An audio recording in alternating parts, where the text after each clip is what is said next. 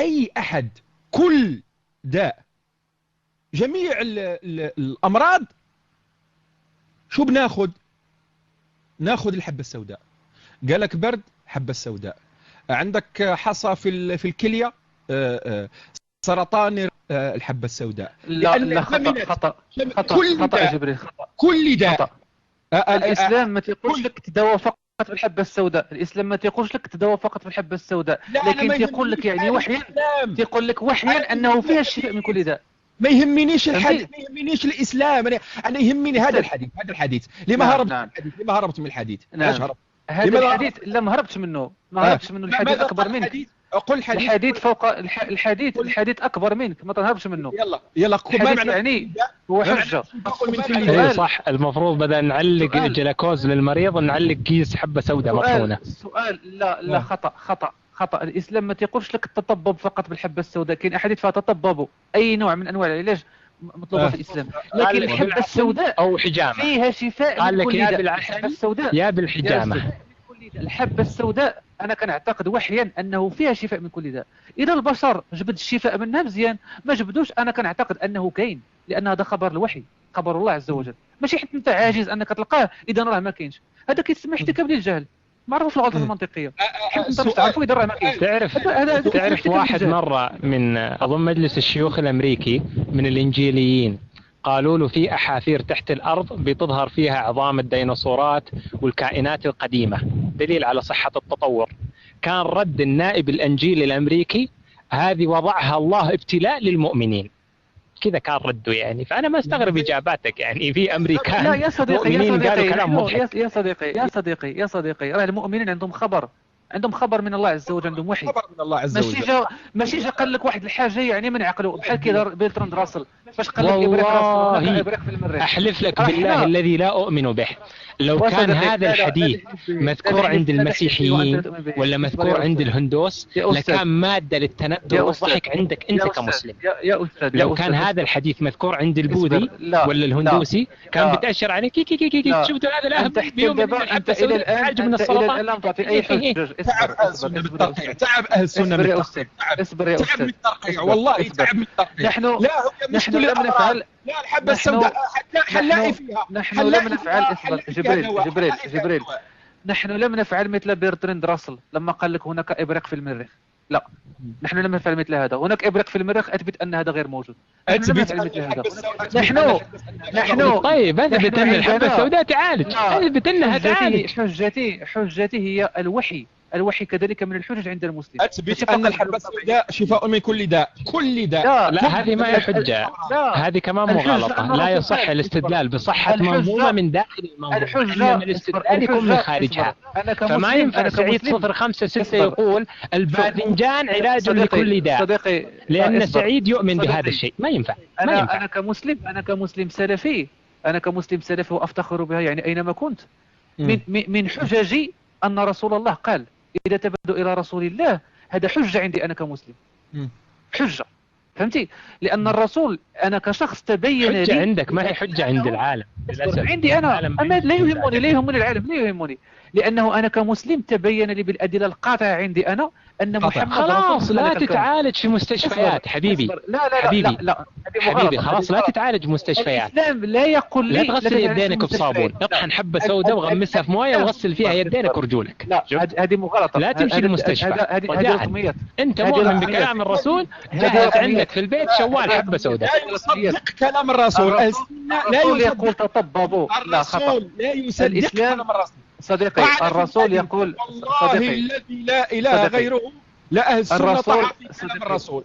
الرسول يقول له الحبة السوداء شفاء من كل أدوية، يعني ترك الحبة السوداء.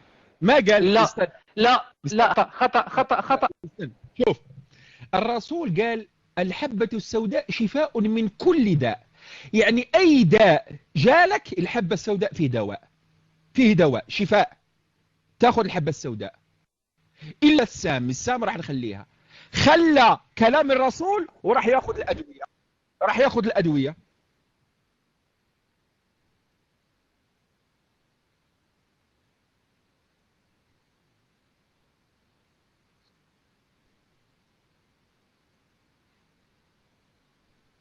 مم.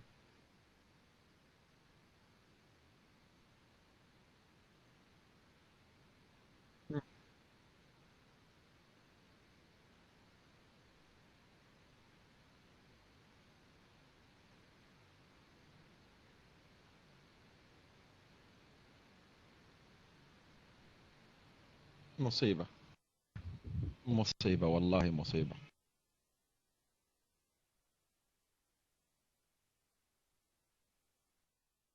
أم حسن، سلامتها سلامتها سلامتها أم حسن. شوف انا المفروض يعني انا لو حاكم دولة مسلمة افرح اذا شعبي مسلم. والله ما ابني لهم وزارة صحة آه. ولا اسوي حتى كليات طب.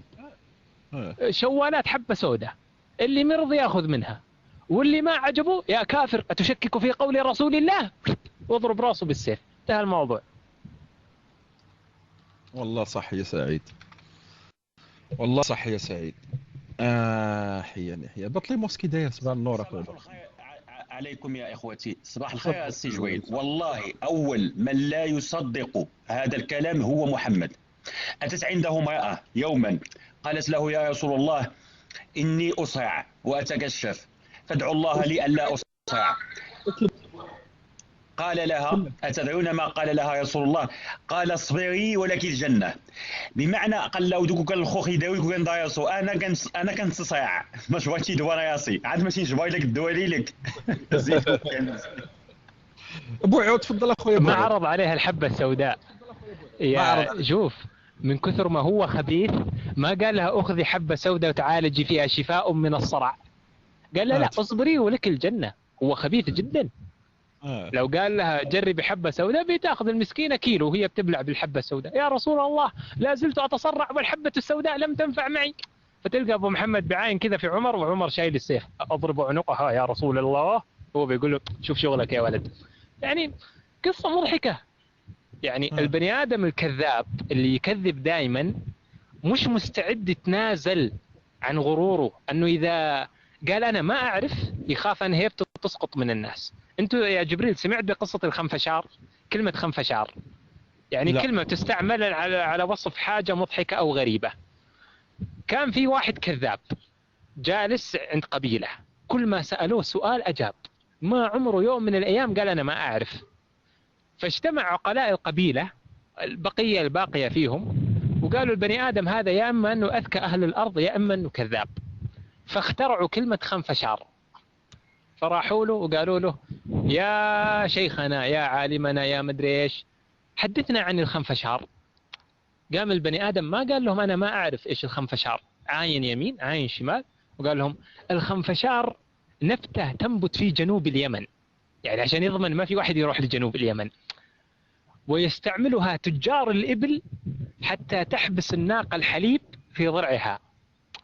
ولقد قال الشاعر، شوف على طول عنده جاهز الكذب عنده، ولقد قال الشاعر لقد عقدت محبوبتي فؤادي كما عقد الحليب الخنفشارة. ومن الأحاديث النبوية قال الرسول صلى الله عليه وسلم، شوية نطوا عليه القبيلة أنت كذاب. البني آدم هذا ليش استمر بالكذب؟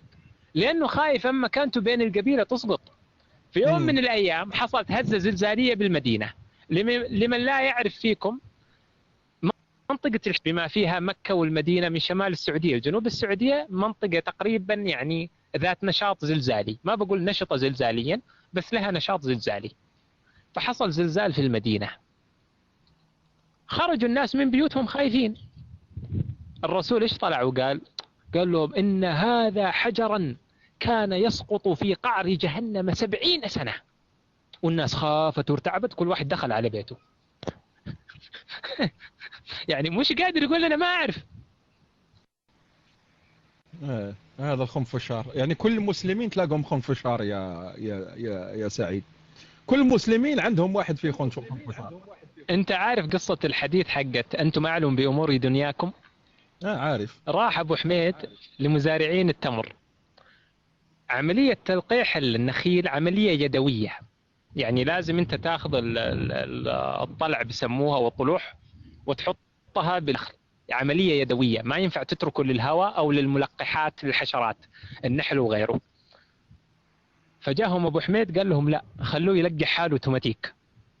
يا ابن الذين نحن سنين ومنين، لا لا لا بيلقح حاله اوتوماتيك. انتظروا انه يلقح حاله اوتوماتيك، لا تلقح اوتوماتيك ولا هم يحزنون، راح عليهم الموسم كامل. قالوا له يعني شوف بعينك يعني ما تلقحت اوتوماتيك. عاين فيهم ابو حميد، قلب يمين وشمال، قال انتم اعلم بامور دنياكم، واخذ حاله وضرب الباب. يعني حتى ما عوض الناس اللي روح محاصيلهم. يعني حط في بالك مزارعين قبل 1400 سنة، ونحن ما نتكلم عن شمال أوروبا ولا أوكرانيا أراضي خصبة ولا حوض النيل، إن نتكلم عن صحراء. يعني إذا ما زرع هالسنة حيموت من الجوع، تركهم ومع السلامة. ولا بيسقط منك المايك يا سعيد. سعيد معانا؟ هذا ابتلاء من الله، يفصل علي النت. يعني يرسل الملاك فيفصل النت فأعود من أول وجديد. مناكفة بيني وبين الإله. ألم ترى أن أرسلنا الشياطين إلى الكافرين تؤزهم أزة. هذا الشيطان لما يؤز الإنترنت بيفصل عندي. هذا ملاك النت، هذا سميته ملاك النت يا سعيد. هذا ملاك مسلط على الكفار بيقطع لهم النت. اسمه كيبائيل من كيبل، اسمه كذا كيبائيل من الكيبل. ولا ويفائيل يفصل الويفي عنك. حياني انترناتيل كمان تيجي كمان انترنائيل هي كمان حلوة. ملاك الانترنائيل. حياني انا عييت صراحة. جيت راني نصب الكسوة، هذه لبس كسوة جديد، انا فرحان. غادي نصبنها، كانت موسخة وغادي نلبس الكسوة. تحياتي لك عزيزي. انا اظن يا جبريل انه لما قال الذباب كله في النار الا النحل، انا ابو حميد كان قاعد ياكل عسل فجاء الذبابة دخلت فيه فانقهر من الذباب. يعني يا ابن الكلب، الذباب كله في النار الا النحل، وشال حاله ومشى. غضب على الذباب، والله غضب على الذباب. خويا جبريل ولو تلقى أمهات المؤمنين لا بأس يا رسول الله، غمس الذبابة في العسل وأكلها فإن فيها داء ودواء كما كنت تقول. هو عايم محمد فيهم عون أبو اللي يتكلم معاكم، شال حاله ومشى. مرحبا بك عزيزي سعيد. تفضل كاين، تفضل. وي صديقي جبريل، تحياتي للروم كاملين اللي استكمل. أنا من اليوم فصاعدا يا إخواني غادي نبدل اسمي الخنفشار. الخنفشار يعلم ما في الأرض وما في السماء، ما فوقها وما تحتها.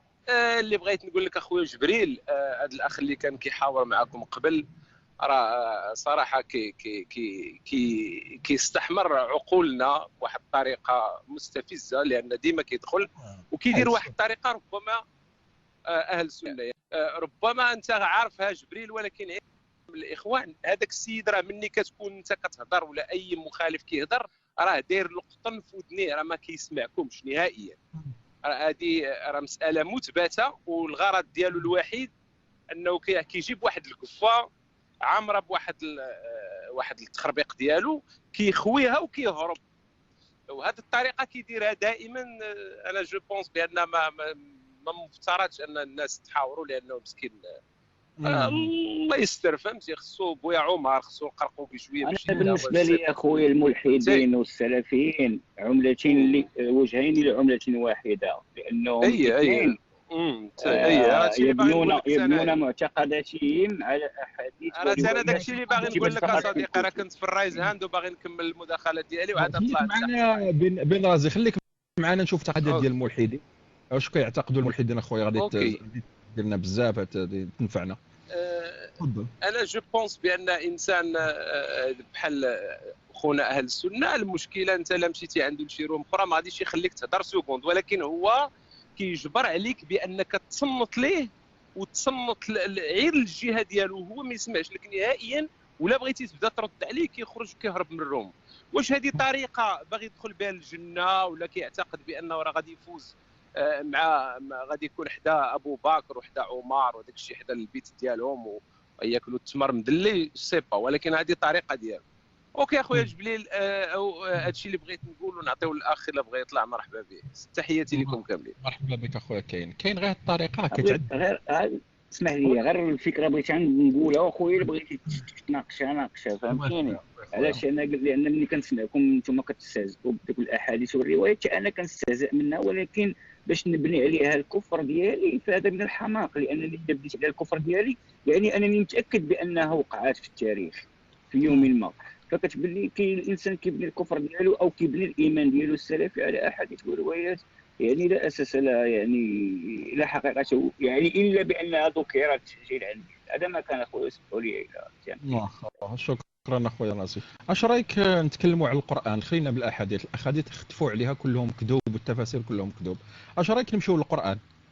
ولكن نخاف يكون تفسيرك للقران متاثر بالروايات والسيره وداك هذا هو المشكل. لا احنا ما غاديش نفسروا والو، احنا ما غادي نفسروا والو. اجي يقول لنا حتى اذا اتوا على وادي النمل قالت نمله ادخلوا مساكنكم لا يحطمنكم سليمان وجنوده وهم لا يشعرون. هو من بعيد هو اسمها سليمان.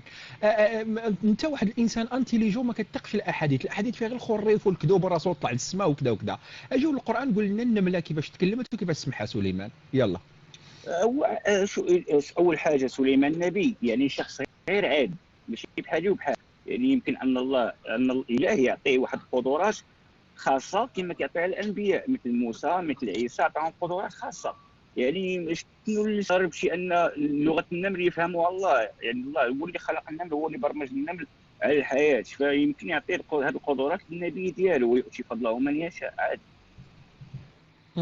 ايوا راه حتى الرسول طلع في الاحاديث طلع على بغلال السماء حتى هي راه يعطي هذا الكلام. ليس هناك ذكر بان الرسول عرج به الى السماء. ما كنقاطعكش اسمح لي. خليني نكمل لك.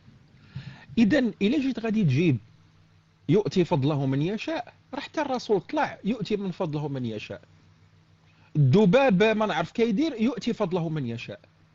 نفس الحجه ديالك والكلام ديالك غادي نطبقوا على ديال القرده الزانيه على سبيل المثال اللي انت لا حق القرده ما تقولوهاش. الله راه يقدر يدير، واش الله ما يقدرش ان الانسان كترجم؟ وي سليمان يتكلم ولكن القرده ما رجموهاش. انت قلتي هضر معايا في القران، القرده اخويا ما كاينش ذكر ديالها في القران اخويا، اسمح لي. هذا واحد سلم ما راكش كاع فاهمني جبريل.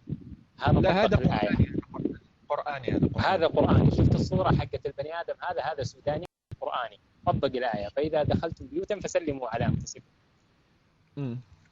شوف الصورة افتح الصورة بتلقاها طبق الآية حرفيا. البني آدم ما غلط.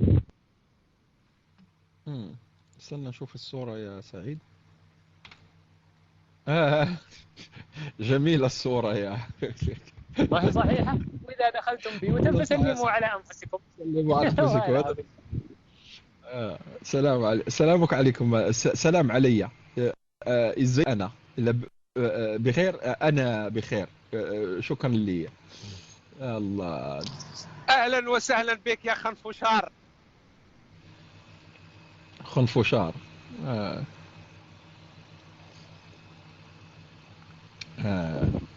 جميل. سؤال منطقي على اساس ان القردة زانية والقرود بيعرفوا الزنا، هل عند القرود في زواج؟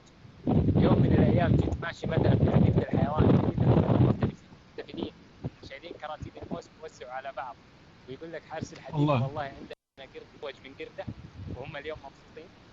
عندي حكم انهم بيعرفوا الزنا، اكيد بيعرفوا الزواج.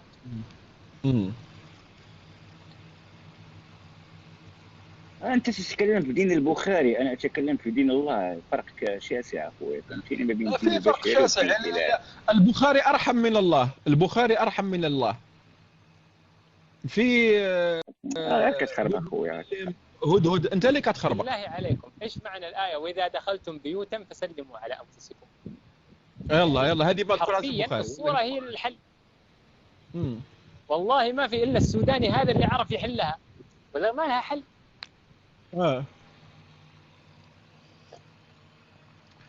نفس المنطق الذي ينتقد به البخاري لا يطبقه في القرآن. حلل وناقش. النملة النملة تكلمت. ليه النملة ما تتكلم؟ النملة ما لا هو معجزة. طب البخاري كمان معجزة، أعمال النبي معجزة. لا، البخاري بيخرف. يعني حلها أنت. أينشتاين البخاري ليس رسول من عند الله صاحبي. هل البخاري، هل امرنا الله ان نتبع البخاري؟ هل من اركان الايمان بالبخاري؟ ليس. فلماذا تصرون على ان تقحمون في اسف على دين الله المقاطعه يا جبريل. بس ما هي عنصريه، ما هي عنصريه يا ارناس. السوداني اللي نزلته بالصوره هو الوحيد اللي من امه محمد عرف ايش مقصد الايه. فاذا دخلتم بيوتا فسلموا على انفسكم، وهذه هي صورته. بالله ما حل المشكلة؟ لما تدخل على البيت وتطبق الآية، أول ما تشوف ظلك تروح تسلم عليه. سلم على ظلك، سلموا على أنفسكم.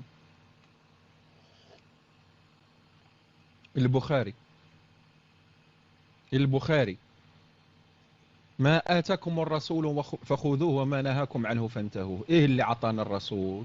دابا بغيت نسولك، نهار يوم القيامة ملي غيسولك الله علاش كفرتي بي، غتقول لي لا راه لقيت في البخاري كذا وكذا وكذا. بعد تيكون بعد في اسم القرآن. كيفاش على كاين شي آية في القرآن كتقول يا أيها الذين آمنوا اتبعوا البخاري؟ لا، كاين تبعوا الرسول. اشنو هو في القرآن؟ ما الكتاب الذي أتى به الرسول؟ ما الكتاب الذي أتى به الرسول؟ القرآن. لا السنة هذه مصطلحات جاءت من بعد الرسول. استنى. ماذا نهى الرسول في القرآن؟ النهي في الرسول في القرآن. هل الله ينهى نهى الله عنه نهى الرسول؟ أي آية فيها قل؟ أي آية فيها قل هي من حديث الرسول؟ لا ما آتاكم الرسول فخذوه وما نهاكم عنه فانتهوا. هل النهي هذه أخويا في سياق الآية ليس؟ سياق الآية هذه في تقسيم الغنيمة.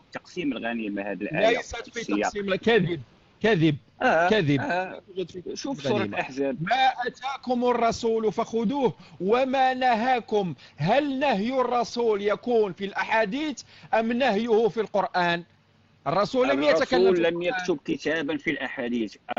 الرسول جاء بالقرآن فقط، وهناك أصلا بل قال أحاديثا رويت وفي لم يقل شيئا إلا القرآن. لا. كل آية فيها قل.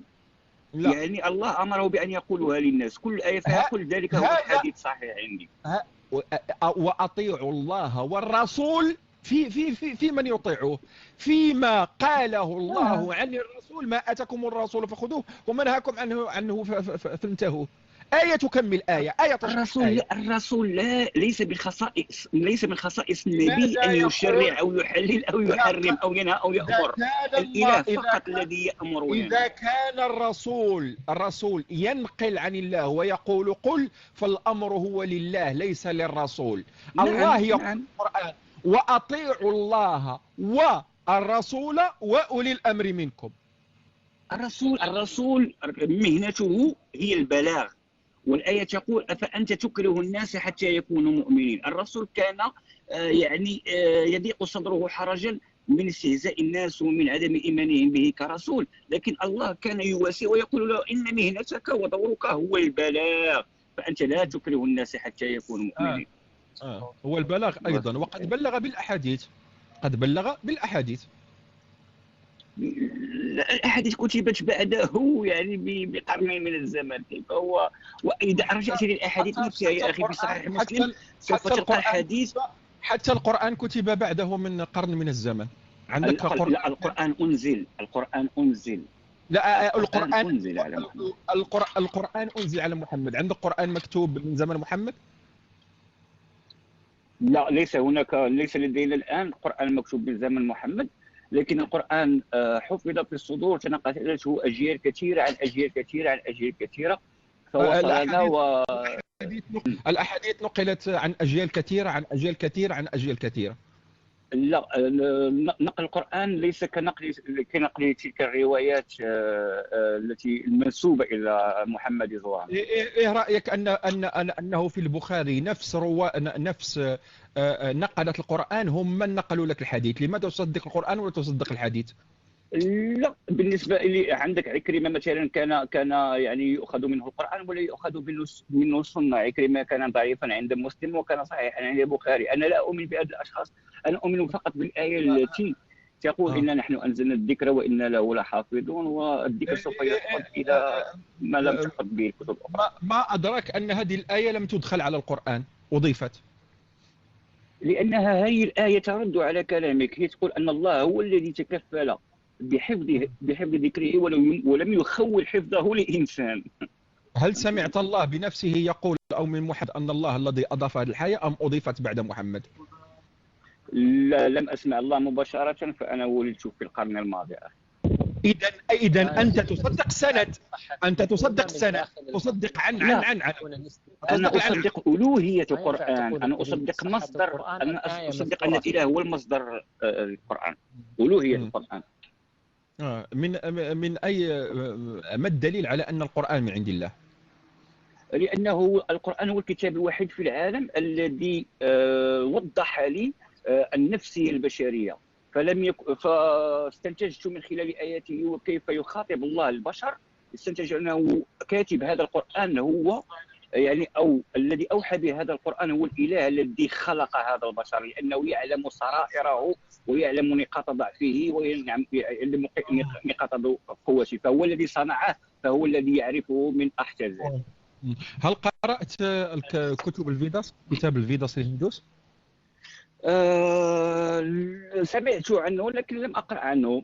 سمعت عن الديانة الهندوسية البراهمية، نعم قرأت يعني مذاهب فكرية قديمة ومعاصرة، قرأت كثيرا من هذه الأشياء، لكن أعبد فاطر السماوات والأرض. أنت قرأت القرآن فقط وصدقت أنه هو الصحيح، القرآن فقط وصدقت هو الوحيد، أنت لم تقرأ الكتب الأخرى؟ نعم، هو الذي استنتجت مصدره الإلهي. إذا أنت الإسلام اختارك، أنت لم تختار الإسلام.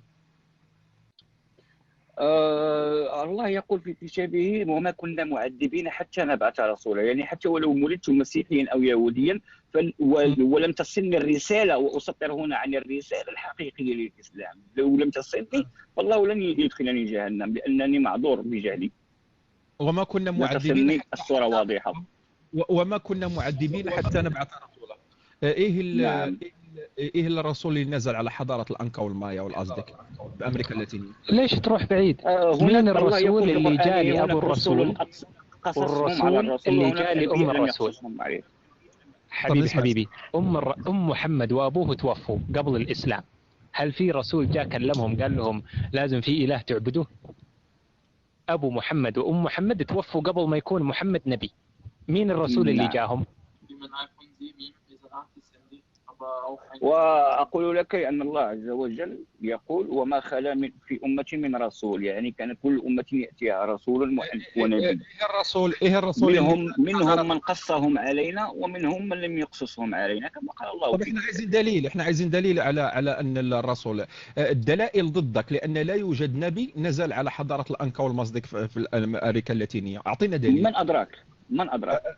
التاريخ، لأنهم دونوا التاريخ، لا يوجد نبي نزل قال لهم أنا من عند الله في حضارة الأنكا والمازدك. أنا نعطيك يا أخي، اسمع أنا نعطيك. بعد الرسول كاين شي نبي بعد الرسول؟ واش كاين شي نبي بعد الرسول؟ ما كاينش شيء. واخا مزيان. دابا مور الرسول شحال بقى الوقت عاد وصلت الرسالة الإسلامية هذيك لآسيا ونأمريكا؟ ياك ما كاين حتى شي رسول ديك الساعة. لا الا القران، لان القران هو رسول الاسلام الوحيد الذي دابا شحال بقى الوقت وبلاتي من مات الرسول شحال بقى الوقت عاد وصل الاسلام من امريكا؟ 100 سنين، قرون. واخا ما كاينش رسول بالتاكيد، انت قلتيها بيدك وبالدلائل القرانيه ان ما كاينش شي رسول هناك. شنو نعملوا مع ديك الناس هذوك؟ أنا ما قلتش أنه ليس هناك، لم يكن هناك رسول في أمريكا أو لم يكن هناك رسول في الصين. لا اسمع لي لا اسمع لي. خلينا قبل كانوا دائما موجودين متفقين. دابا موي الرسول واش كاين شي نبي في أمريكا؟ ما جا حتى شي نبي، قال لك ما من أمة إلا خلا فيها نذير، ياك؟ لا تعلم. لا ربما كان خاتم النبيين يمشي دقه بدقه. وقال لك هو خاتم يعني محمد ما كانش شي نبي. تقصد وراء الرسول، انت تقصد وراء بعد موت الرسول. فوالا هو قال لك ما من امه الا خلا فيها نادر. دابا القبط امريكان قبل مو الرسول فيهم شي نادر ولا لا؟ ما كاينش شيء. لا اعتقد ذلك. لا تعتقد. هو كيفاش الايه هذه؟ شحال عملوا معها؟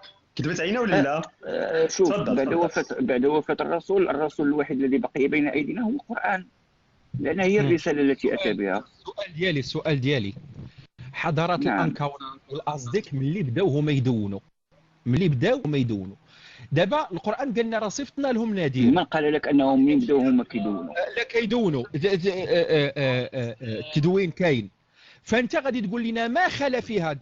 اذا غادي نمشيو عند الحضارات الانكا والازتك في التدوين ديالهم اللي كانوا يديروا الطقوس اللي كانوا يعملوا بها، غادي يقولوا بان راه جانا واحد الحبيب قال لنا راه صيفطني الله. غادي نتلاقاو على سبيل المثال، غادي نمشيو عند الفراعنه على سبيل المثال، غادي نمشيو عندهم غادي نقول لهم راه كان واحد السيد سميتو موسى. الفراعنه دونوا الزوجات ديالهم، دونوا الحيوانات ديالهم اللي كانوا يربيوها، دونوا الحروب ديالهم، دونوا كل شيء. ما كان حتى واحد سميتو موسى. غادي نمشيو عند اليابانيين على سبيل المثال ولا عند الهندوس، غادي نمشيو عيدا ما نشوفوا انهم دونوا واحد السيد قال لك راه جاي من عند الله، ما شفنا والو. اذا هذا الشيء قبل هذه الايه كتقول لنا ما خلا فيها وما من امه وما خلا فيها نذير. جينا نشوفوا النذير شي حضاره ذكروا كل شيء ولما ذكروا حتى نذير انه كان كاين. اذا غادي نتيقوا القران ولا نتيقوا التاريخ المادي؟ ولا هذا الشيء اللي جاني انا ان الله ما في الدوش. تعرف علاش؟ لان صيفط كامل العالم، صيفط لهم نذير وحتى واحد ما نفع. تصور قبل محمد اي صيفط والو كيقتلوا له النبي ديالو ولا جروا عليه يقولوا له انت احمق ويديوه يقولوا له بعدنا. هذا الشيء اللي استنتجته ان الله غير يصيفط النذير ايوا دير شي حاجه الله او دير راه ما في يديش انا راه كما صيفط لهم كينوضوا يقتلوه ولا ما نعرفوا يجريو عليه من قبل يقولوا له تهبيل. اش من الله اش من هذه. هادشي اللي اكتشفت. هذا ما خلف فيها نذير الله ما في يدوش. خلال رايك اخويا واش نقول لك؟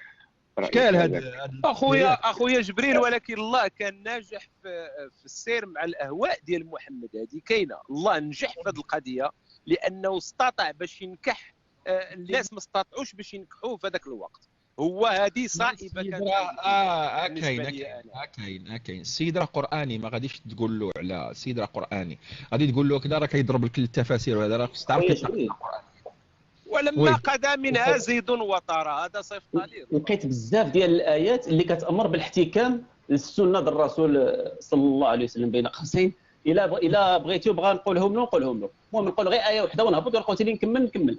وما كان لمؤمن ولا مؤمنه اذا قضى الله ورسوله امرا ان يكون لهم الخيره من امرهم.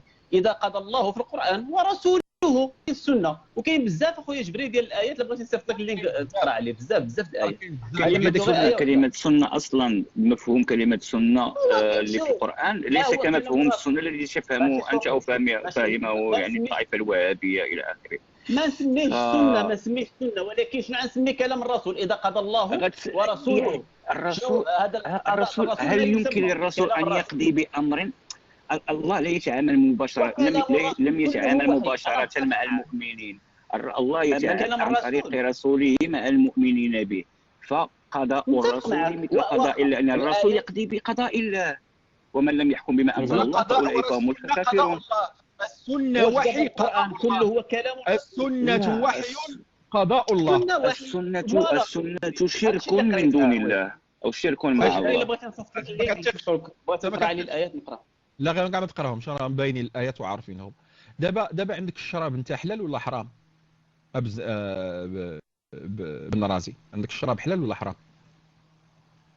يعني الله قال لك اجتنبوه، لم تذكر كلمه التحريم. فالاجتناب ربما كان، لا الاجتناب امر. يعني عندما امر الله ان ادم ان يجتنب الشجره، كلمه اجتناب يعني يبتعد منها قدر المستطاع. لأن بالخمر نعم. هل يؤخذ إثم إذا لم أجتنب؟ اجتناب ليس نهي. نعم، لأن آدم لم يجتنب الشجرة فظلم نفسه. ظلم نفسه. اوكي، انا نعم. جيت شربت الشراب، نعم شربت الشراب عادي، وقلت لي الله نعم. يجتنبوه صافي. نعم نعم. يعني الشراب عادي لا أنا نشرب. لا، انت عندما شوف، انت عندما تشرب الشراب مثلا وانت تصلي، اكيد ان ذلك هناك يعني حرام، لانه لا ناهيه، لا تقربوا الصلاه. لا انا غادي نشربه من بعد العشاء، نشرب غادي ننعس ونفيق. فانت انت بينك وبين الله، ان شاء غفر لك، وان شاء يعني وفين هو الذنب؟ عاقبك. هو الذنب راه غير الاجتناب، ما فيش عقوبه. نعم. الذنب هو انه قال لك اجتنب وانت لم تجتنب، انت شارب خمر. خلاص هو قال يجتنبوه، ما قالش محرم، ماشي من الكبيرة. لا، الاجتناب ربما اقوى من الكبيره، لان الاجتناب لا يعني لا لانه لا ليس من الكبيرة. لماذا انا اعيش في هذه الدنيا؟ لان ادم لم يجتنب الشجره التي امر الله ان لا ياكل منها. كتناقض مع راسك. ان الله عاد قلتي باللي ما قالش يحرمها وقال يجتنبوا، ودابا رجعتي كتناقض كتقول لا الاجتناب اكثر من التحريم. ما فهمناش شنو الفرق ما بيناتهم، ويحرمهم صافي. لان لماذا استنتج ان الاجتناب اكبر من التحريم؟ لان الله لم يغفر لادم في الجنه وقال له غفرت لك، بل قال له انزل يعني مع زوجك والشيطان ولكم فيها متاع الى حين. اذا الخمر محرم، واخا اذا الخمر محرم او لا؟ انا لا، لان الايات كيفاش لا؟ بمفهوم بكلمه التحريم ليست هناك ايه تقول حرمت عليكم مزيان. ما مفهوم التحريم بلاتي؟ شنو هو الحرام الذي تأثم عليه اذا اخذت به؟ شي حاجه محرمه عليك وعملتيها كتأثم عليها، كتاخذ عليها اثم. دابا انت لا شربتي الخمر تؤثم عليه. حلال الخمر، حلال، حيت مقابل الحرام الحلال. الخمر ماشي يكون حلال. الخمر كما عرفه الله رجس من عمل الشيطان. جيد. واش حلال واش حرام؟ حكمه هل هو حلال فعله؟ أقول لك الله لخص الحلال والحرام في الآية الآتية: ويحلل لكم الطيبات ويحرم عليكم الخبائث. إذا أنت ضع الخمر في أي لائحة الطيبات أو لائحة الخبائث. واخا تفصيلا لكل شيء. جيد. دابا تفصيل لكل شيء، ما كنعرفوش شنو هو الطيبات والخبيث. يمكن هذا الطيب اللي عنده طيب ياخذ خبيث. دابا بغينا نعرفوا حكم الخمر، هل هو حلال ام حرام؟ اذهب الى السجن، اذهب الى اي سجن في العالم وستجد ان 90% من المسجونين سببهم الخمر بسبب ما كاينش. انا ماشي معك 100%، والله انا ماشي معك 100%. انا متفق معك. الخمر ام الرذائل وام المصائب. دابا اعطيني حكمه في الاسلام، هل هو حلال ام حرام؟ سيتو. هو رجس من عمل الشيطان، وعمل الشيطان جيد.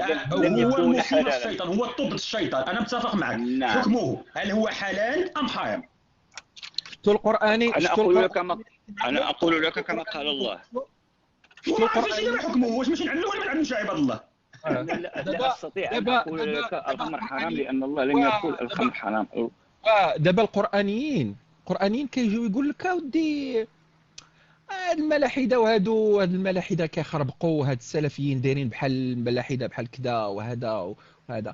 هو ما راش عارف باننا حنا راه دزنا مع هاد القرانيين، رمينا التفاسير، رمينا كذا، وراه عارفين الاشكالات اللي ما راش عارفها دخونا بن رازي. ما راش عارفين، مرينا وتلاقينا الاشكالات بحال المثال ديال ان الصلاه كانت على المؤمنين كتابا موقوتا، نقولوا كانت ما بقاتش. غادي نعطيك مثال سميتو. انا ما غاديش نكلمك بالنصوص، انا غادي نمشي معك في واحد الواد اخر. قول لي القران من نزل شكون شرحه؟ النبي. مزيان. شكون خداه؟ الناس الذين كانوا يستمعون له. مزيان. الناس اللي يستمعون للقرآن. نعم. اوكي. الطبري والقرطبي فوقاش كانوا؟ لا اعترف بهذه الشخصيه التاريخيه ولا تهمني في شيء. ولا تهمك، ولكن احنا تهمنا. لان ليست من اركان الايمان. لا ماشي، معليش نكلمك في اركان الايمان، انا نكلمك في التاريخ. اختنا باركان الايمان. التاريخ بالنسبه لي ليس مرجعيه للحقيقه، وما كان ليس مرجعي للحقيقه. خطينا من هذا الشيء. احنا التاريخ المدون عندنا ان هاد التفاسير وقتل المرتد وهاد التفسير اللي انت ما قبلوش تاريخ التاريخ كيروي لنا ماشي غير من المسلمين، هو تاريخ طائفة السنية تنتمي إلى الإسلام لا تنسى ذلك. خلينا ما كانش، كان مازال السنة، كانت مازال السنة غير بلاتي.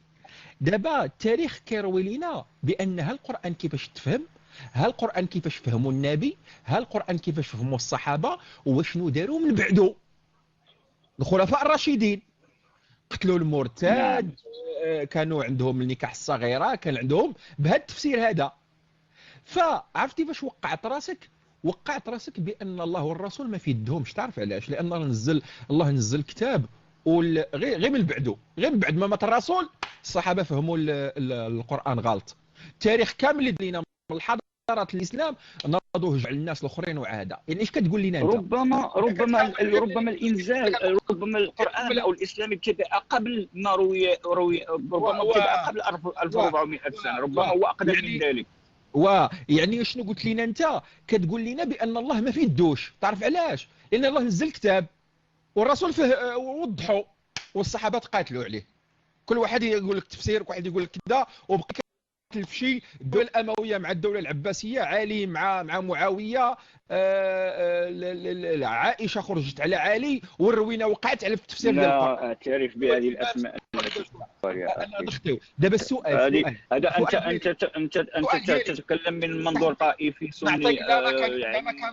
ما كان انا نعطيك تحدي، اعطيني شي دليل اعطيني جبريل خليك يدعي على القران، هو حيت هو عاجبه القران صالحه من برا مع صوته بملك اليمين والنسوان والورد، عشان باغي هو القران وقولها له. اوكي. بغيت انا غير دليل واحد كيثبت هذا الكلام ديالك، غير دليل كما كان، ورقه، اي حاجه. اعطيني دليل كيرجع على ماذا من عندك انت حتى الرسول، بان الرسول كان عنده الفهم ديال القران ديالك. لان الرسول اصلا. وشوف انا غادي تقول لي الكذاب. انتم كتاخذوا الملاحده وكتاخذوا ما. انا عندي التراث الاسلامي كامل ما بعد الرسول حتى لدابا. عندي التراث الاسلامي كله مكتوب، نقول لك كيفاش فهموه. انت غادي ليس التراث الاسلامي ليس دين الله. كذوب. كلام البشر لا يهمني، الكلام البشر مولع. المهم اخي باش نجاوبك على السؤال، اعطينا انت كلام الرسول، الفهم ديال الرسول. اصلا الرسول الله على ان يتبع نبيا اخر. من هو ذلك النبي؟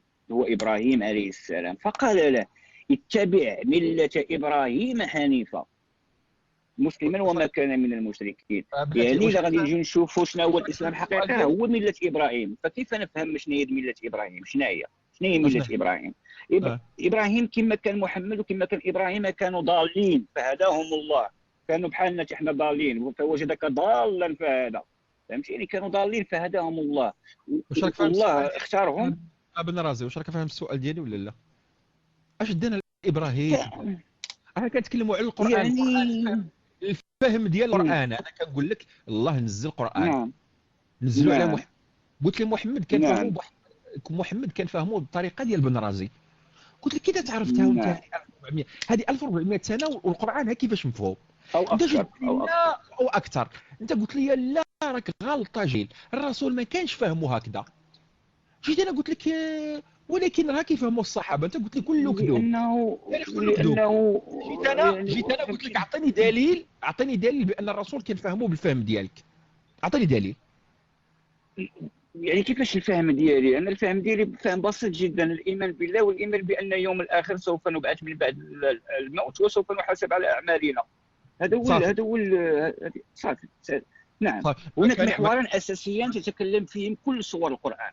المحور الاول هو الشرك، خطر الشرك، يعني يجب على الانسان ان يؤمن بالله وحده. والخطر الثاني على انه ينكر اليوم الاخر. عندما ينكر الله وتنكر اليوم الاخر فذلك هو الخسران المبين. اما اذا امنت بالله وامنت باليوم الاخر على انك سوف تحاسب وسوف يلقى امامك كتابك وتقراه وكفى بنفسك عليك اليوم حسيبا، سوف يعني تفهم يعني كل الامور الاخرى غير مهمه باهميه هذه الامرين الاثنين. ولا تجد سوره في القران لا تتكلم عنهما. بحال قاتلوا الذين لا يؤمنون بالله ولا باليوم الاخر ولا يحرمون ما حرم الله ورسوله من الذين اوتوا الكتاب حتى يعطوا الجزيه عن يد صغيرون. هادو كينديروا لهذه الايه هذه بحال اين تفسير. اذا تكلمنا في هذه الايه اخي، يعني على حسب انا فهمي يعني البسيط، على حسب بحثي البسيط، لا انا بغيت نفهم الرسول، القتال ما بغيتش فهمك انت، بغيت فهم الرسول، بغيت فهم الرسول، اعطيني فهم. هو فهم الرسول هو فهم القران، يعني هو القران اصلا. فالقتال في الاسلام اصلا دين سلام. التقوى هي السلام، ان تجد السلام مع نفسك اولا، وان تسالم يعني الناس والطبيعه والكون الى اخره. فدين الله عمره ما دعا الى القتل الا في حاله واحده، اذا اعتدي علينا، اذا اعتدي على المؤمنين. فعندما يعتدى على المؤمنين يحرضنا الله على ان ندافع عن انفسنا وعن نسائنا وعن اطفالنا وعن ارضنا. هذه حتى في المواثيق الدوليه وحتى في القوانين الامميه يعني عادي، يعني طبيعي، يعني ردة فعل طبيعي للدفاع عن النفس. اما ما الفتوحات والغزوات التي قاموا بها من انتسبوا الى الاسلام يعني باطل، يعني هم شوهوا صوره الاسلام، انا اعرف ذلك، لكن الحمد لله انا لم اقع في ذلك الفخ. شكرا خويا بزناسي. اذا بزناسي اكد لنا بان الله انزل دينا ولم يعرف أنه سيحرف وسيغزو ويموت من أجل ذلك الكتاب، أنه فهم خطأ أنه سيموت الآلاف أو الملايين لتفسيرهم لهذا الكتاب خطأ. يعني الله ما في الدوش بغى يرقع منا. الله سوف يحاسب من كان السبب في كل شيء، في كل شيء. واذا شوف اخويا، يعني انت ممكن ان الله سبحانه وتعالى يغفر لك ويقبلك عيسى لانك اصلا انت كفرت لان طريقه كفرك. ما سولتكش على الله واش يغفر لي ولا ما يغفر ليش، سولتك على ان الله هز الكتاب ما واضحش. نعم. الناس فهموه غلط، مشاو جاهدوا ودفعوا المال. لا المشكل الغالي والنفيس وتفهم القرآن غلط. الله كيعرف الغيب ويعرف ماذا سيأتي، ويعرف بأن الكتاب ديالو غادي يتسبب أن الناس غادي يفهموا ذاك الكتاب غلط وغادي يموتوا به الملايين. كي جاتك هذه؟ ولكن شوف ولكن يأتي كل الله يبعث، يعني ليس رسول لكن يبعث أناسا يعني يعيد الأمور إلى نصابها، يصحح المفاهيم التي شنو الدليل ديالك على هذه؟ منين جبتي هذه القضيه ان الله ماشي يبعث اناس يصحوا هذا المسار؟ شنو دليلك؟ من غير السنه، من القران. اعطيني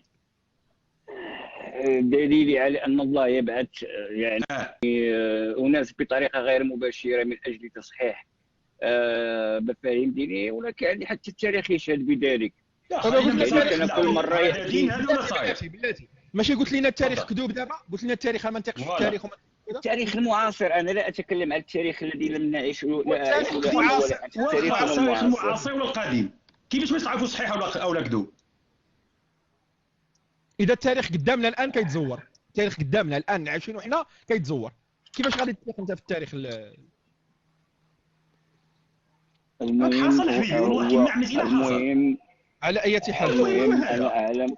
شكرا خويا بن راشد. من يهتدى فانما يهتدي لنفسه ومن ضل فانما يضل عليها ولا تزر وزر وزر. السلام عليكم. وعليكم السلام ورحمه الله. وشكرا خويا بن رازي. غيمت انا عش طلعت ناقشت معك، قلت واحد الكلمه كبيره، راه بحال السلفيين بحال هاد الملاحده. جلست مع الملاحده وعمرها كانوا بحال القرانيين حتى هما، وعييت ما عياو ما يرقعوا في التالي قال لك دير ما كان راه ما يترقع لا قران لا سنه لا والو.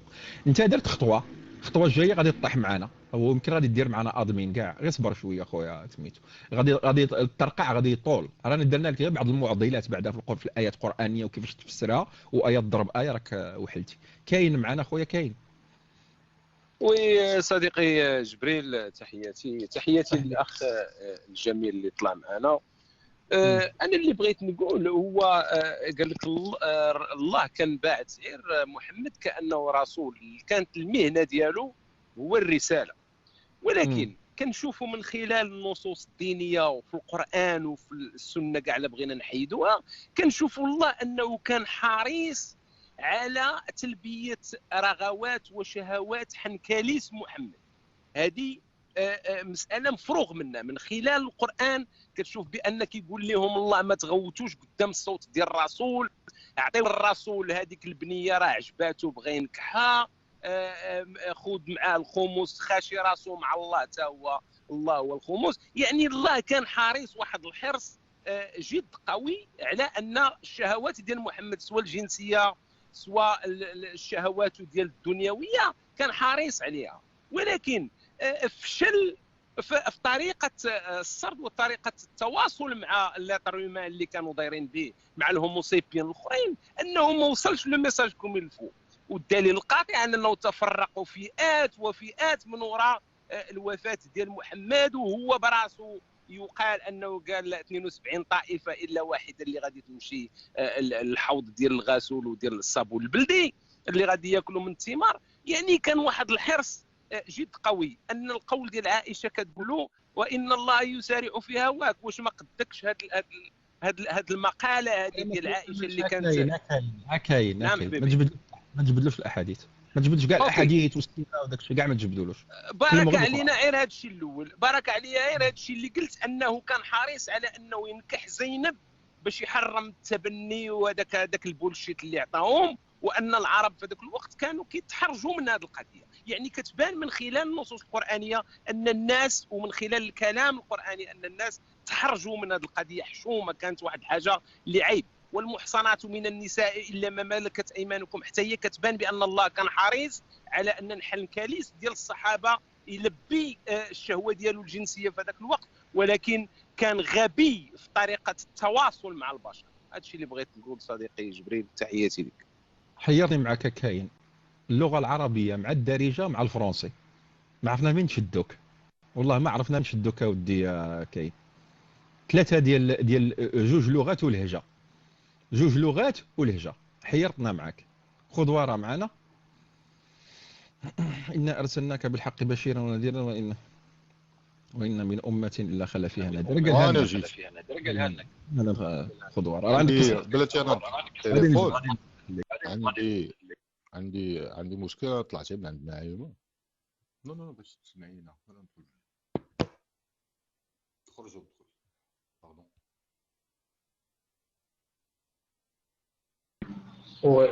بغيت انا نسولو على واش الفكره ديال الاله اللي كيصيفط الانبياء، واش هذه فكره ديال شي دابا اوكي دابا مزيان. خذ ورا كيتعاود الصوت غادي ينزل.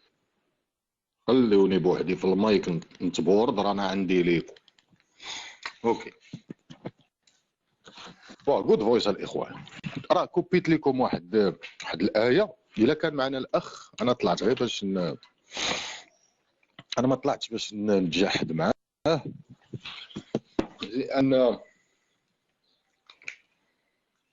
لان هذا الاخ هذا انسان جميل صراحه. انا صراحه معجب بالقرآنيين. علاش؟ لانهم رفضوا كاع داكشي الخايب في الدين، وتيحاولوا يلقاو دي زانتربريتاسيون اخرين، وتيحاولوا يردوا الدين يعني واحد الحاجه اللي زوينه فيها التعايش فيها الانسانيه، وهذا جميل. فهمتي؟ هذه واحد المساله جميله يعني ماشي ضدها. فهمتي؟ اهل السنه جا قال لك القرانيين كفار. هما كفار من وجهه نظر القران. علاش؟ لان القران شي تيقول لك وما أتاكم الرسول فخذوه وما نهاكم عنه فانتهوا. وتيقول لك مثلا في واحد الآية تيقول لك وإذا قضى الله ورسوله شيئا ما كان للمؤمنين خيرة من أنفسهم إذا قضى الله ورسوله شيئا، أي بمعنى أن السنة هي انكلو في العقيدة ديال المسلم بشهادة القرآن، بمعنى أن القرآني خصو يآمن بديك الآية اللي كتقول ليه بأن تشريعات الرسول كذلك راه داخله في التشريعات الالهيه. تفهمنا؟ يعني هذه المساله خصو يامن بها المسلم. بحال مثلا نعطيك مثال صديقي القراني. نعطيك مثال. انت دابا الله في القران تيقول لك دابا انت تتعامل بالقران بطبيعه الحال، القران غير محرف ياك صديقي، باش نحطوا النقط على الحروف. بالنسبه لك انت القران غير شي كلمه زايده او ناقصه. يعني القران دوريجين اللي صيفط الله هو اللي وصلنا، ولا عندك راي في هذا؟ اذا حيدنا التنقيط والتشكيل والتهميز ليس هناك اي تغيير. هو الا حيدنا التشكيل والتنقيط والتهميز راه ما غنعرفوش نقراوها السمعه اصلا، ما نعرفوا لا هو ولا ماشي هو. تقراه انت بلا تنقيط؟ تعرف تقراه بلا تنقيط؟ لا، كنت في ذاك العصر اللي نزل فيه بلا تنقيط كنت كنقرا بلا تنقيط، ولكن اجبرت على ان لا ما تقدرش تقراه، ابحث واكتشف بعض اخطاء ما غتقدرش تقراه بلا تنقيط. التشكيل انا جاء نشرح من بعد. انا نشرح لك. الحاجه اللي بنا تنقيط بلا همزه بلا الف الوصل ما يمكنلكش تقراها من غير الا كنتي حافظها. يعني هذيك الكتابه تيكتبوها غير الناس اللي حافظين النص، يعني عارفين واش بحال مثلا تبت يد ابي لهب، واش غتقراها بنت ابي لهب، بتت يد ابي لهب، تيب يد ابي لهب. فهمتي؟ انت اغلبيه غادي تقرا بتت يعني قطعت، ما غتقراش تبت. واش فهمتي؟ كاين مشكل في القراءه، يعني الا ما كنتيش حافظ القران اصلا ما تقدرش تقراه بلا نقاط. انا نعطيها لك كارونتي من عندي. فهمتي؟ داكشي باش هما بغاو يحبسوا دوك القراءات المختلفه للقران. واحد تيقول بوتات، واحد تيقول نوتات، واحد تيقول مثلا الله، بحال مثلا واحد الايه. هي جميع الاخطاء اللغويه، انت لاحظ صديقي، دير واحد بتي ريشيرش، راك انت تبارك الله على بال دابا راه وصلتي لواحد المرحله لا باس بها. دير واحد بتي ريشيرش وشوف الاختلاف في القراءه ما بين حفص وورش، غتلقى جميع الاختلافات في القراءه الا في حاله وحده، وهي زايدين ديك واحد الكلمه هو ما عرف شنو هو ما كايناش. بحال مثلا الاختلافات غادي تلقى اغلب الاختلافات كاينين في التنقيط وفي التهميز. فهمتي دابا الفيلم كي داير؟ فهمتيني شنو قلت؟ بمعنى ان ناخذ مثال كلمه زايده ولا كلمه ناقصه كي غيدير فيها نقولوا التنقيط هذيك تتبقى لا تتبقى الناسخ صحا نسى واحد الكلمه ما زادهاش، هذيك باينه من الطياره. اما مثلا ناخذ مثال بحال مثلا تيقول لك وملائكه عند الرحمن. فهمتي؟ ملائكه عند الرحمن، الملائكه عباد الرحمن. عند وعباده راه بيناتهم غير النقطه والالف. فهمتي؟ يعني كانت مكتوبه في الاول ع با دال. فهمتي؟ ولكن ديك الباء راه ما فيهاش نقطه. واحد قراها عند الرحمن، وواحد قراها عباد الرحمن، واحد دار غير نقطه فوق النون، وواحد دار نقطه تحت الباء والف المد. فهمتي الفيلم؟ هنا وقع الاختلاف، بمعنى ان القران موروث كتابي، يعني ورثناه، يعني تداولته الاجيال فقط في الصحف، وجيل من بعد جيل كل واحد كيتيقرا. بحال مثلا انا نقرا عند الرحمن، الاخر يقرا عباد الرحمن. فهمتي؟ بحال مثلا واحد خاينا قال له حيت كاينه واحد الروايه في القران تثبت المسلم، بحال كتخدع المسلم. واحد الروايه ماشي في القران، واحد الروايه، واحد الحديث نبوي، ماشي حديث نبوي وانما هي قصه كتخدع المسلم. واحد القصه كتقول اسمع مزيان. جا واحد خاينا تيقرا قال له يوم لا زيت فيه، يوم لا ريب فيه. فهمتي؟ قراها لا زيت فيه. واحد الدريري قال له اجي فين قريتي هاد لا زيت فيه؟ قال له راه تنقرا. قال له خذ القران من فم الرجال. يعني كيفاش كيقراوه الناس، سمعوهم مزيان كيفاش كيقراوه، راه عاد تعرف تقراه. فهمتي اش بغيت نقول لك؟ يعني انت اللي الا طحتي في شي صحيفه راه خصي واحد اللي فايت قاريها يقراها لك باش تعرف تقراها. يمكنلكش تقراها من غير اللي قرا لك واحد قبل منك. فهمتي اش بغيت نقول؟ وهاد المساله هذه تيثبتوا بها المسلم. علاش؟ تيقولوا له دير حقا، راه كانوا الفقهاء يحرصون على اخذ القران من افواه الرجال ومن حفاظه وكذا. وهذه راه الا كنا كناخذوا من عند الحفاظه لا تكون عندنا قراءات مختلفه. خويا اهل السنه ما تبقاش تكتب لي كذاب كذاب كذاب. حاول تسمع هدرتي وتفهمها. راه انا ما تنكذب، ما تنجيب حتى حاجه من راسي، راه ما تناقش واحد الفكره. ما كتعرفش حتى الكذوب من المناقشه، من فكره، من التحليل. انا كنحلل ماشي تنكذب. انا جو ديسكوت، ما جبت شي حاجه من راسي. هادشي كله كاين في الكتاب والسنه، وانت عارف هادشي اهل السنه وباغي تمق على عباد الله ديك كذاب كذاب كذاب. دابا انت شرح لي اختلاف القراءات في القران. علاش حفص مبدل على ورش؟ حيت كانوا مكتوبين بلا نقاط، واحد قراها بيتون وواحد قراها زيتون، واحد قراها بوتات وواحد قراها بنتون. واش فهمتي؟ ايوا نون كذاب، ماشي كذاب، راه خصك تبين الكذوب ديالي فين كذبت، النقطه اللي كذبت فيها بينها ليا وجيب شي قراءه من عندك، جيب لي قراءه دابا. لا جيب غير في التكست، كوبي لي شي قراءه من حفص وقدامها وحده من ورش، وانا غنجبد لك الاختلاف غير بالنقاط. الرسم راه واحد. نرجعوا للموضوع ديالنا لان ما نضيعش وقتي انا مع اهل السنه. اهل السنه ختم الله على قلبه.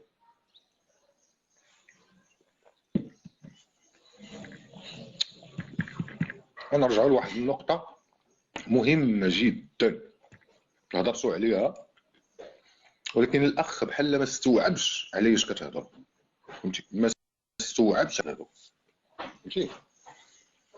قلت له ودي باقي معنا الاخ، بغيت نشرح له هذه النقطه هذه ونبين له المشكل فين كاين، حيت هو راه ما استوعبش المشكل فين كاين. القرآن يدعي على أن جميع الناس وجميع الأقوام وجميع الألسن إلا بعث فيهم الله نذير أو نبي أو مبشر. ياك الإخوة، هذا متفق عليه، والدليل هو هذه الآية. فهمنا؟ الدليل هو هذه الآية. اش كتقول هذه الآية؟ إنا أرسلناك بالحق بشيرا ونذيرا وإن من أمة إلا خلا فيها نذير. فهمتي؟ وإن من أمة إلا خلا فيها نذير. اش كتقول لنا هذه الآية؟ ولسنا معذبين حتى نبعث الرسل. برافو عليك. دابا هذه الآية اش كتقول لنا؟ كتقول لنا بأن كل قوم كل أمة صيفط لها الله رسول. السؤال المطروح: أين رسل أمريكا اللاتينية؟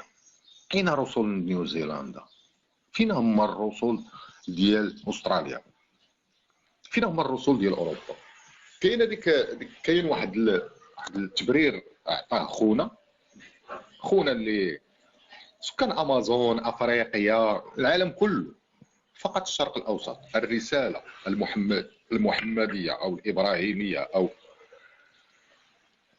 الرسالة ديال القرآن وديال الإسلام فقط ثقافة شرقية.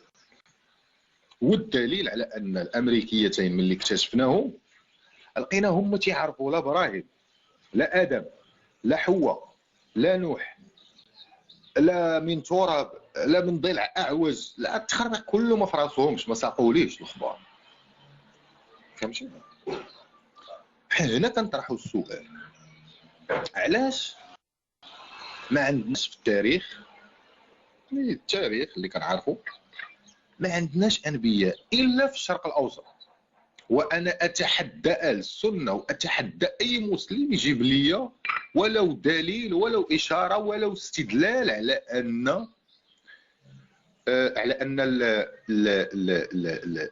الانبياء جاءت في امريكا اللاتينيه مثلا، انبياء صفتهم الله لاستراليا، انبياء صفتهم الله للمغرب، امازيغ. اين نبي الامازيغ المتكلم بلسان الامازيغ؟ ياك قال لك الا بلسان قومه. فين هو نبي الامازيغ؟ ياك يقول لنا بان الامازيغ كانوا يعيشون في الكهوف جلود الحيوانات. فين هو النبي اللي غيخرجهم من الظلمات الى النور؟ فهمتي؟ السؤال المطروح هنا: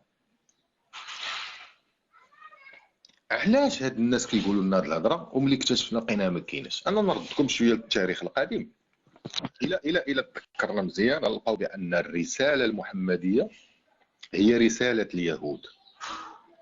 اله محمد هو اله اليهود، نفس المنبع او نفس الاله او نفس ياك الاخوه. الا رجعنا للور شويه الا مشيتي عند اليهودي اهل السنه، اسمع مزيان باش ما تبقاش مكلخ، باش تولي كتفهم، تولي عقلك خفيف. الا مشيتي عند حيت كتجابا خويا الريد، حيت كتجابا وكتقطع الناس اصاحبي، سي نورمال غيديروا لك الريد. راه انا غنجي للروم ديالكم غنتجابا غديروا لي الريد، وربما غتبونسون يومي كاع، مازال حنا راه تنديروا غير اوكي.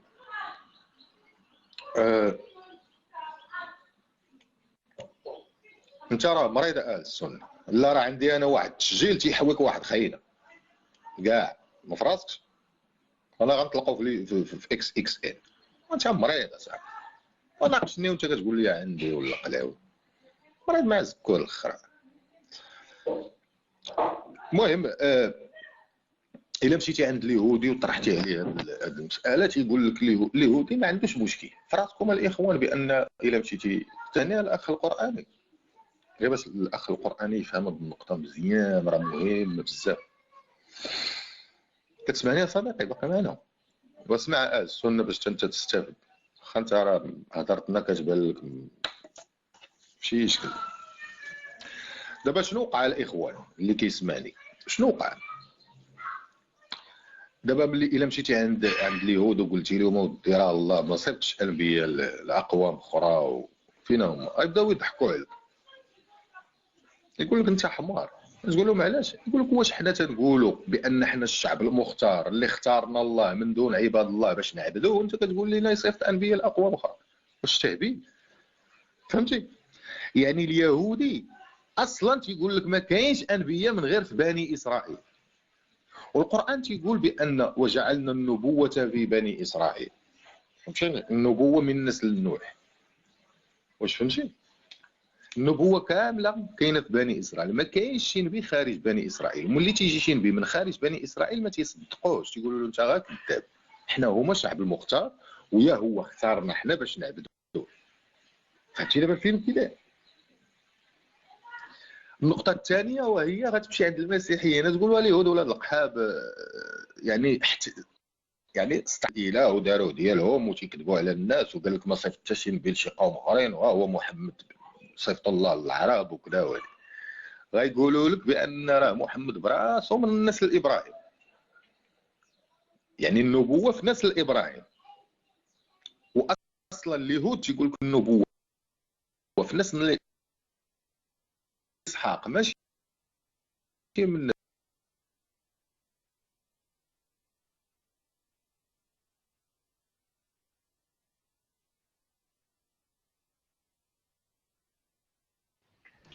مشى الصوت ياك. انا باجي وين راه مشى خليك اولديستري خليك انا غادي نمشي راه فيا الناس ماشي الناس. خليك اولديستري. ما بغيناش نتلاقاو مع مصوم على الصباح لله. ما يمكنش يكون في الحال يبعد منا اخويا. لا راه الا خرج مصوم هاد الغرفه صافي مسالت. فين غادي يتلاقى البزاطم الا مشى مصوم؟ ما غاديش نتلاقاو فين نديروا الفلوس فين نحطوا البزاطم. راه هو اللي كيجيب لنا البزاطم والسكادويات يا صراحه يا صراحه. تفضل اخ. شكرا ابا جبل شكرا. دوز الاخوان مارو كليب طلع مارو كليب راه على جميل. والله نتسنى واحد هنا بعد ما جاء. اوكي شكرا. نتسنى كيف على شاس بير بلاص كيف على شاس بير بلاص اسونشيال لو رومبلاس. وي كاين هبط شد الصوب مع خوتك. انت بان لي غير انت عندك عقليه القطيع وما كتعرفش تعبر وعندك خيانه للنص الديني خيانه القران. وربما واش ما تربيتي في المكسيك واش ما تربيتي في فرنسا او تربيتي يعني في اسيا الوسطى ما عرف فين تربيتي وانت كنعرفك دابا بكره غادي يكون قاري القران على الاقل في المسجد. تحكموا على الايات وعلى القران الكريم. انا باحث لا ابحث في الاسلام فقط، ابحث في جميع الديانات، ابحث في جميع التواريخ وجميع الامم. وانا دابا باقي كنبحث حيت طلب العلم من المهدي الى اللحد. ومن يدعي في العلم معرفة قل عرفت شيئا غابت عنك اشياء. وفي اللحد غتولي ملحد. راه في اللحد ديال الالحاد.